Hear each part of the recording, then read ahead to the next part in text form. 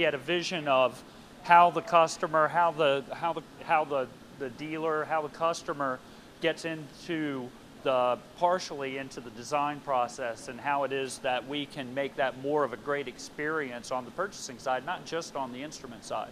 So one of his visions was to take all of the wood that we've amassed over the years, that we've kind of squirreled away, some of the finer stuff that we haven't had available ever. I mean, I think literally some of this was in Paul's basement for a few years. I remember when he moved one time seeing some of this stuff in his basement. So we kind of got it all together, consolidated it, regraded it, and now it's made available for sales. So this is an important new thing that we have as a part of Private Stock. We have a couple of members of our Private Stock team over here, Paul Miles and Tina Benson. They're going to walk you through this a little bit, give you some opportunities to see exactly the variety and the quality of the materials that we have available. Basically, we have a collection in here that Paul has been storing for about 10 to 15 years of all the most exotic woods that we have received through here over the decades. If we start on this side, this is pretty much from this pallet over to here would be all the extreme tops that, you know, is almost a step above Private Stock. Paul has been stashing these away in his office, and when we did this library, he wanted to make it available for all of our customers and dealers to be able to come in here and choose from these exotic woods.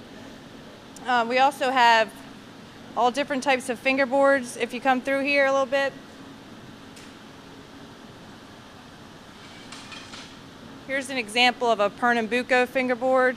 And Jack, if you could just this is the same thing that they make violin bows out of. So it's very good tonal wood to use on any kind of electric guitar. We also have a bunch of different Private Stock grade curly maple, quilted maple tops that our customers will come in here. As you can see here, we have a customer that's picked out a top, a back, a neck, and a fingerboard, and they're about to place their order for their Private Stock guitar. So opening up Private Stock to our customers to come up here with Tina and the Private Stock team and literally pick out individual guitars that they'll run. Some of them are actually end users, I think, that are coming up here and picking out guitars. And then a lot of the stores that we're working with are going to come in here. So the stores, when you see a Private Stock in a store from this point forward, chances are pretty good that the owner of the store or the principal operator of that store was here in person and helped to craft that instrument, so had a hand in the design process. That's really pretty different for us. And it adds to the story of the instrument that they're trying to sell as well, that they had a part in the building process. And a lot of them get pictures. They're, dealers take group photos of the. We'll also let dealers come in here and do some limited runs, some custom runs for their store that's, unique to them, what works in their territory the best. And they'll come through here and they'll take big pictures of their lots of wood that they picked out, and they'll create ads and just boost the whole story behind it, and it really helps them sell through with those.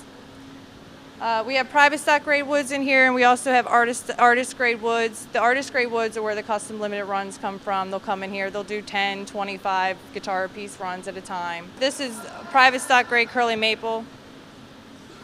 And if you add a little bit of water to these, you can really see the figure pop out of them. Sorry. That's all good. Do that later outside. I know. We should sell those.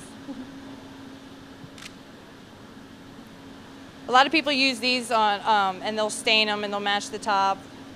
We actually found a really cool piece of wood yesterday that I don't know if we'll ever find another piece of the world. This is a one-piece top, and half of it is curly maple and half of it is quilted maple. And it must have been the two trees must have somehow grown together or got, stuck together, and they grew this way. But it's a one-piece top and beautiful curl on one side and beautiful quilt on the next side. So that's going to be a real winner for someone to make a guitar out of, because I don't know, like I said, this is curly and this is quilted. Quilted's got more of the wavy, sometimes it can look like water, velvet. So this is a piece of quilted. This is an example. That's a piece of curly. Wow. And this homogenized somehow. So what's this guitar going to sell for? It's going to depend on what model they choose, what other, attributes they add to the guitars.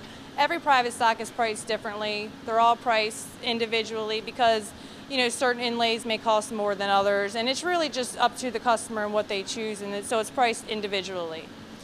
This piece of wood right here is a rare piece of wood that we just got in. We've made 2 private stock guitars out of them, and they sold immediately.